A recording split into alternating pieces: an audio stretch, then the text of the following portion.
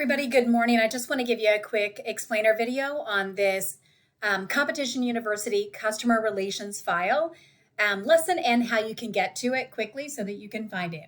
So the first thing you're going to do is make sure you go in. Let's take a look at the assignment. So we're going to go in, and the first thing we want to do is make sure that we access to find your your Competition University password and login. And it is very strange because you are actually going to be logging in as another student. I know that feels really weird. It all goes back to this software is very expensive, so we just do that because you're not going to be using that very often. Once we get that, please notice there's no spaces over here, and the capitalization doesn't matter. So when we come in, we're going to make sure that we get logged in, and you can probably see that I'm logged in already.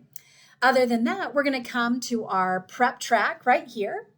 Underneath of that, we want to go DECA prep track, and we're going to scroll over to our exam prep track. It's going to give us another pop-up menu, and we're going to go into Business Admin Core.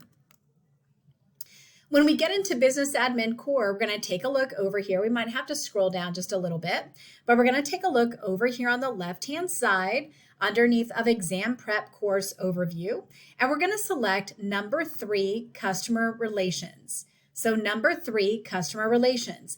At that time, it's going to pop up for us in the middle of the screen with these 4 options right here. And the one we want to choose is Activities and Lessons. All right, activities and lessons. I'm going to scroll down just a little bit, and we've done this once before with human relations. So I'm going to keep coming down. I don't really need to do just a little crossword. I'm going to come on down, and I'm going to notice that I've got a customer relations KPI lesson.